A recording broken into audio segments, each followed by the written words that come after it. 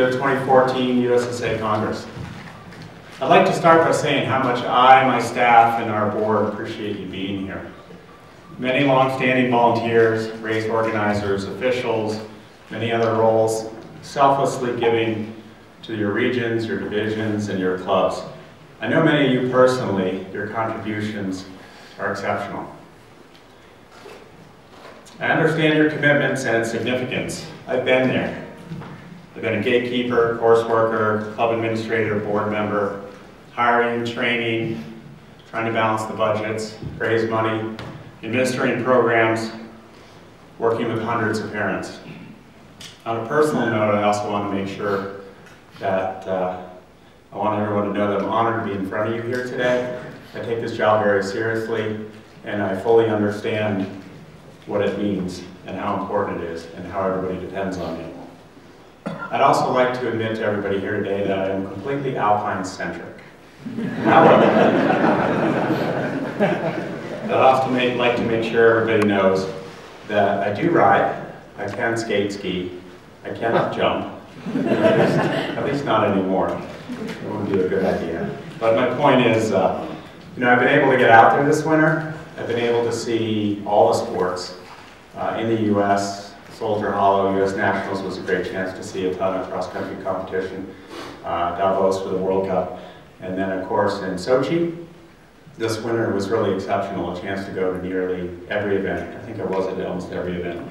And, of course, watch our successes, our Alpine and our non-Alpine teams. I'm learning, I'm listening, and I think I'm beginning to understand them all. I think that'll be an ongoing process that really will never end that. The USSA is obviously a very diverse organization, as the NGB under the USSA under FIS, as a national federation, under the IOC, and also as a national federation under the FIS. One of our mandates is to field our national teams, our elite teams. It's also about grassroots, governing, sanctioning, scoring, teaching, and growing our sports. We're partners with regions, division, clubs, academies, and we'd like to be also with NNF, USCSA, and of course we also are with the NCAA and also the USASA. So we have many partners out there, many integrations in many places, and other organizations to which we interface. They and you are the foundation of our existence. We really serve you. So what does best in the world mean? Bill's rally cry in the late 90s, I think it was around 1997, where he launched his mantra, best in the world. A lot of people at first thought, okay, I hope we can get there. We certainly weren't there at the time. And he stuck after it, the staff took after it and kept working at it.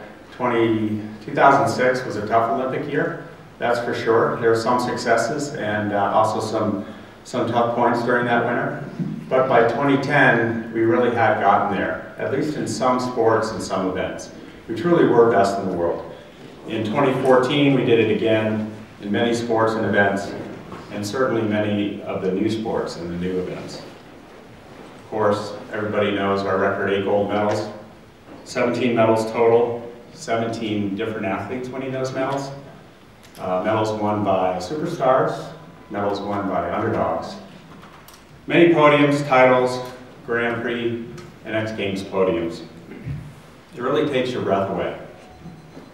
But we also know that we have weaknesses, we have some slim pipelines.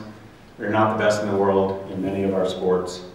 We're not dominant at all in many places, certainly not a majority. I want us to face the challenges head on. I want us to find the athletic solutions within our constraints, and we certainly have many. My staff works endlessly to find these solutions. I'm proud of them. I'm proud of their accomplishments for what they've accomplished, what they're working to accomplish now, and what we're going to accomplish next year. In the end, our national teams have unwavering competitive focus. They're focused on being the very best. Okay, so what does it mean to you best in the world? Club directors, TDs, officials, coaches, parents, organizers, administrators. You may or may not work with an Olympian, Many of you know, or most of you know Olympians. Many came through your programs on their way up. But you have a lot of other things to do in terms of running your clubs, running your races, events, working with parents. There are many, many things involved in running a ski club and a program. Elite can seem distant, but every club is part of the elite system. Let me explain what I mean by that. So every club, in one way or another, and maybe not every year, has an athlete that does make it up to a national team and eventually makes it up to the world level. Some clubs may have 10, 20, 30%, or at least that's the target of their organization, to have athletes at that level. Some may have one every couple of years, some may have one every couple of decades. But nonetheless, what's important to understand is the kids that do make it up through that elite pipeline, they are friends of and supported by the other kids in those clubs. They grew up with them, they form the infrastructure, they form their support base.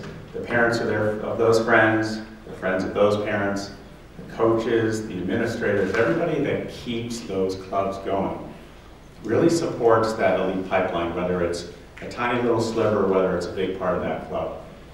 And those that do make it up to the top would not be able to do it if they didn't have those connections.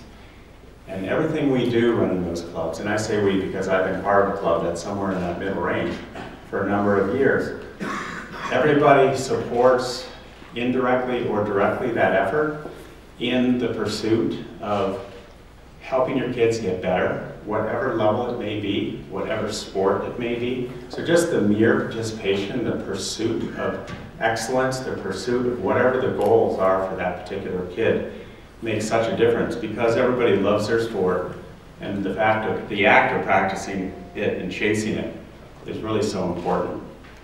The club that I was a part of, Fort Sayre in Hanover, New Hampshire, is named after a guy named Fort Sayre, for those who don't know it. It probably should be called the Hanover Ski Club. But you know, it's kind of a mid-level club, about 350 kids, maybe 3 or 4 in a decade make it up to an elite team. Hannah Carney came up through that club before she went to Waterville. My kids came through that club. Michaela Schiffrin was there briefly. So there are many people that have come up through that club that have gotten to a high level, but there's 350 other kids in all the programs in that club. And when I was a J5 coach, before that a development coach, and a J4 coach, eventually with my wife Kristen running the J1 and 2 program, I was coaching for 11, 12 years at all those different levels. And I worked with majority, if not all the kids, who were never going to make it to the COE, so to speak. But the amount of joy that I got out of working with them and getting them hooked on the sport and getting them up to whatever level made sense for them, wanting to keep them in the sport, whether they made it all the way to 16, 17, 18, 19, 20, it didn't really matter. They became great skiers and riders as a result, and jumpers, because we also have a pretty good jumping program there. And just the experience of being part of that, you know, that was exciting to me. Every Saturday morning for 12 years, getting out of bed and going up to the Dartmouth Skiway or to a race site was always a lot of fun. And I didn't care which kid I was working with, whether it was a kid that might make it someday, whether it was a kid that would never be a FIS racer, and it didn't really matter. But just watching them develop and change. And one of the things that made a big impact on me was a parent came up to me one day and they said, "I can't believe what you've done to my kid." And at first I kind of went, "Ooh, so I'm going to have to handle something here. I gotta be careful what I say, right?" And that parent said, "You know, my kid has always been, you know, okay, in athletics, interested. Sometimes we drag him out of bed to go to soccer or tennis or wherever it was. And this winter, my kid comes into our bedroom at 6:15 and starts pounding on us saying, 'Mom, Dad, get out of bed, we gotta go. We gotta go, we gotta get up to the mountain, we gotta get up to the hill.'" And the parents were absolutely dumbfounded. And they said to me, "How did you do that to my kid? How did you get them so excited about that?" And what it was, the kid was just so passionate about getting out on the hill and going skiing. And I don't know if it's because they wanted to train more, or they just loved being there with their kids, or they wanted to get better. It didn't really matter. The whole thing was just so much fun to that kid. It was changing their life. And that changed my life, just to see that and be part of it. It was really incredible. You know, the important thing there too is that it's not all about elite, it's about participation and growing that and making sure as many as possible have the opportunity to have that experience.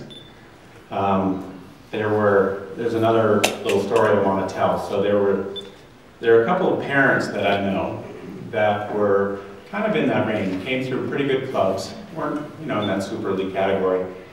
The dad skied in college, it was a D1 school, wasn't really dominant, not really sure how much he was able to race even in the Eastern Carnival circuit.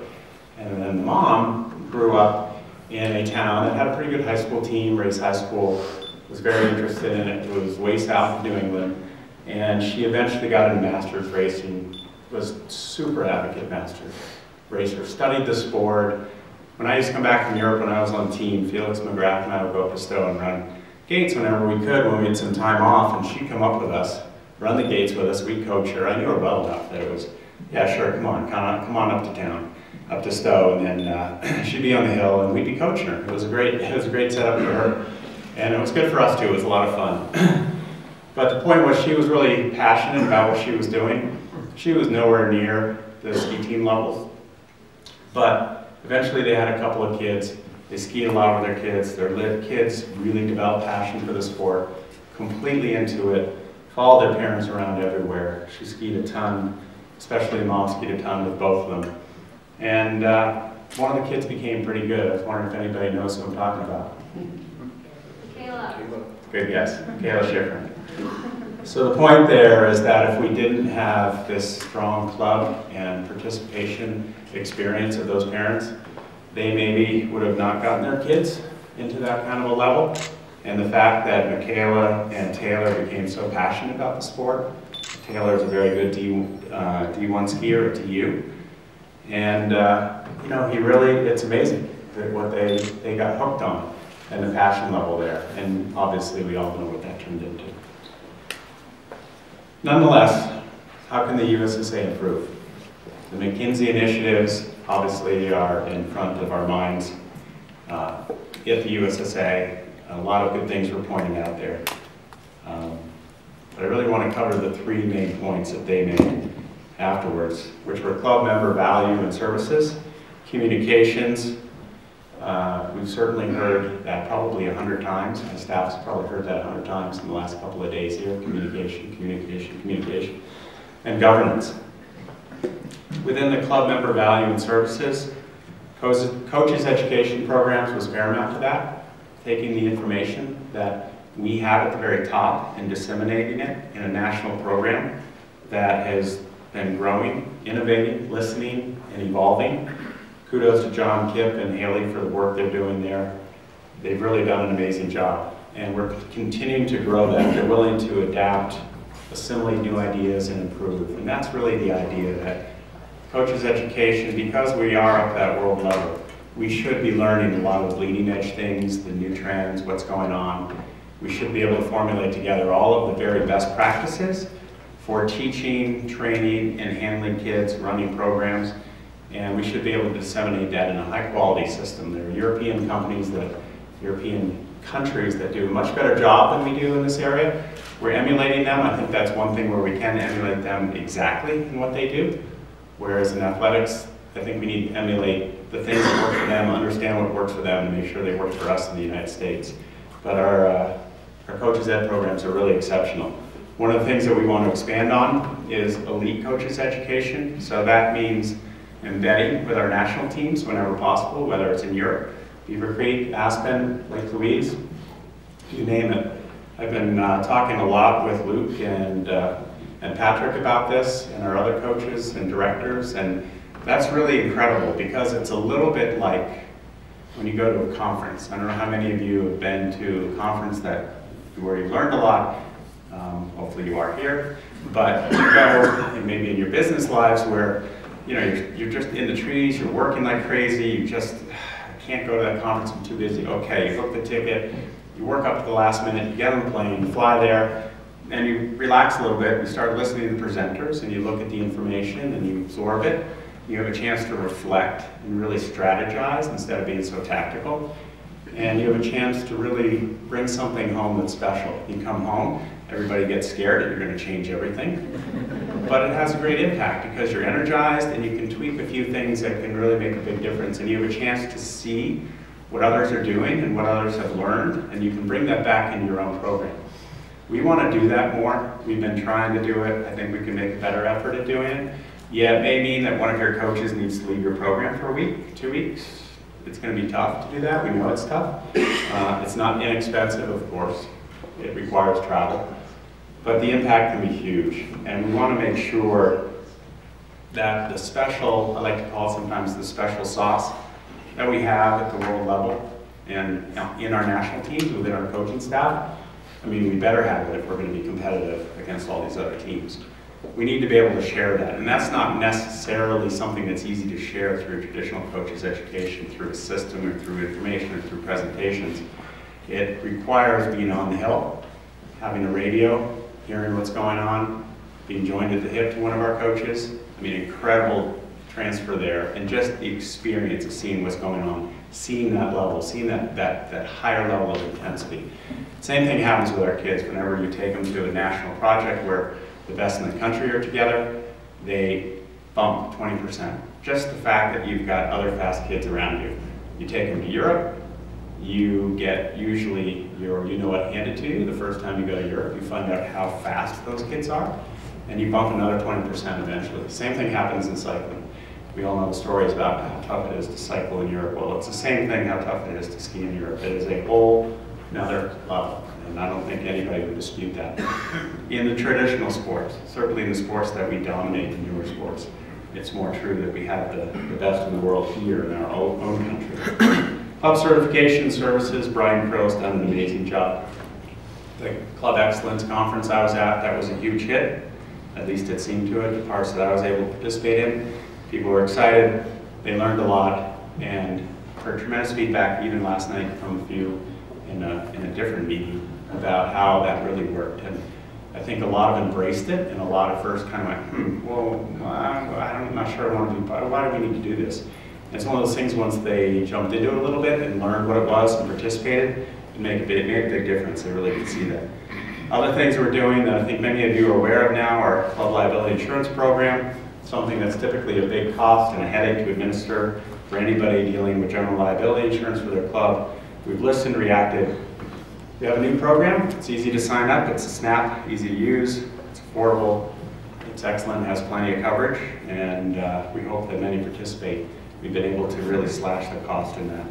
We've also added a travel assistance hotline for all members of USSA in partnership with Global Rescue. So anytime you're traveling, lose your passport, miss a flight, have any trouble, especially if it's an unaccompanied minor or anybody that needs assistance, and any medical advice. So if you're traveling, sick, injured, ill, not sure what to do, one number to call. And that's really a significant thing to have when you're traveling. I know many of you do, and you often have gotten into trouble. I know half the people here coming through Chicago, through the Midwest. I think somebody said they were on a 36-hour non-stop. Who that was? I think they went home. Hopefully it took less time. We also have 2 new membership categories: an introduction, non-sanctioned racing membership, which really covers all of the younger kids that normally wouldn't join USSA. It's inexpensive, it's $25, it includes those benefits that I was just talking about, of course the personal accident insurance too, the excess, so really an incredible benefit. And we also have a volunteer membership that includes background screening, and the purpose of that is to protect our children. We really believe in safe sport, the initiatives the USOC has been able to start for us, and the processes, and just the concept of protecting our kids. If there are adults who are in positions of power or authority over kids, we really encourage you to consider having those volunteers join USSA at this level. Then we run the background screening, and everything is good going forward. Communications, transparency is key.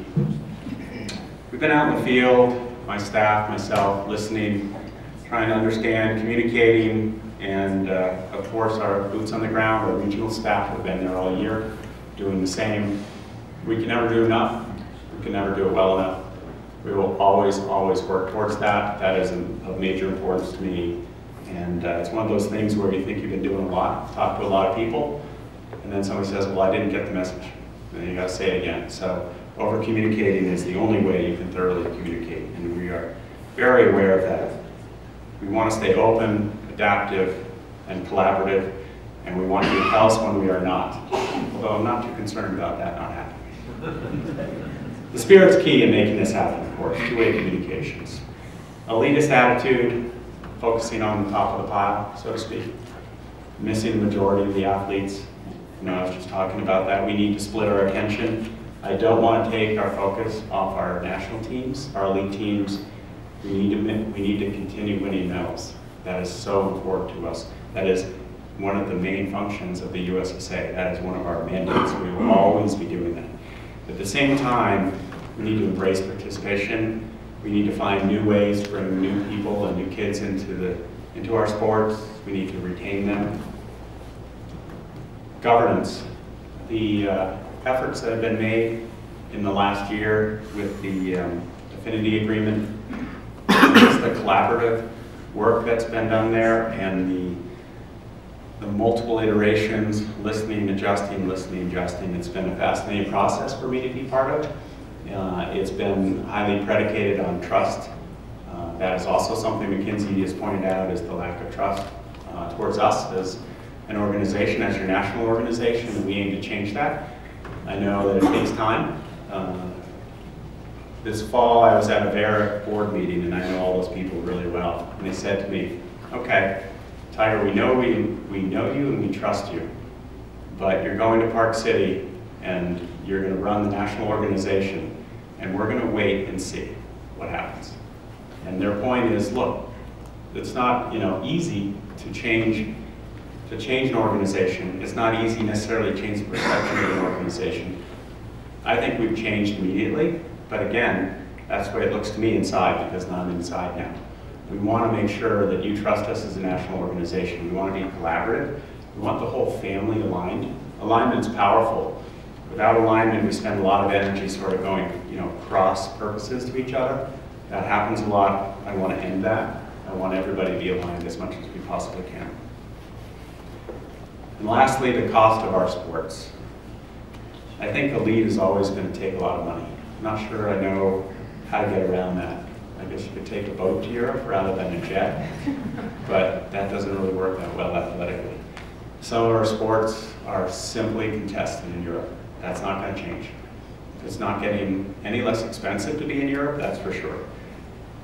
The focus of that is always going to be like that. We're going to be going to Europe, we're going to be racing there, we're going to be doing a lot over there. So I'm not sure we can reduce that cost.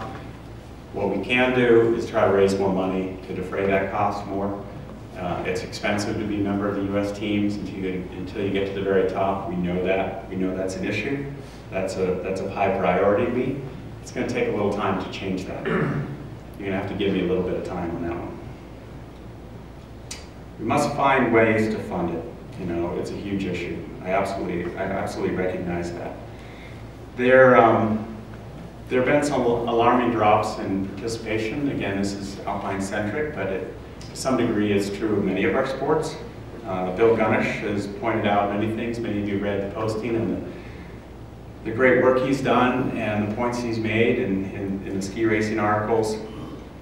We're aware of that. Bill's made us more aware of that. We're going to study that more closely. But I think the most important thing is that we really learn to understand the root problem. So we need to understand what's happening. We need to get good people organized to understand what the root causes are, and that may mean regional groups, because it could be different regionally. And then we need that same group to come up with how we're going to fix it. What are the ways that we can improve? And so we need some direction there. And then we need to take action and make those changes. I think we all want to retain more people in our sports. It's absolutely critical. I think we all know that. And thank you, Bill, for bringing that to our attention. It all comes back, for me, it all comes back to the kid waking his parents up in the morning, saying, Mom, Dad, get out of bed. I'm sure the kid would probably make coffee for them if he knew how to do that. I don't think that particular kid did because he was only 10. You know, that makes me smile, you know. And you guys all make that happen, which is really incredible. So the alignment is critical to me. We're one big family. We need to bring this all together. We need to work as a unit. And we understand that that's going to take a lot of openness and collaboration from us. You know, I'd like to, again, thank my staff for the incredible work they've done this winter. During the Olympic season, I think many of you know the crazy hours that they put in, especially just before and during the Olympics. It was really extraordinary. If you were there or you talked to people who were there and then you understood what they were doing, up at 6 o'clock in the morning, running around, logistics, getting organized, moving between venues. It was really exceptional, but I think we did a pretty good job during the Olympics. We managed Sochi well. We did pretty well there. It really worked out pretty well. So I want to thank them for all that effort. I want to thank all of you for coming to Congress. And I think we've heard, I know we're listening, and it's time to keep doing what it takes to keep our kids on the podiums. We absolutely want to do that. We want to keep them on the podiums, but we also want to keep all the kids out on the hills. So with that, thank you, and have a great Congress.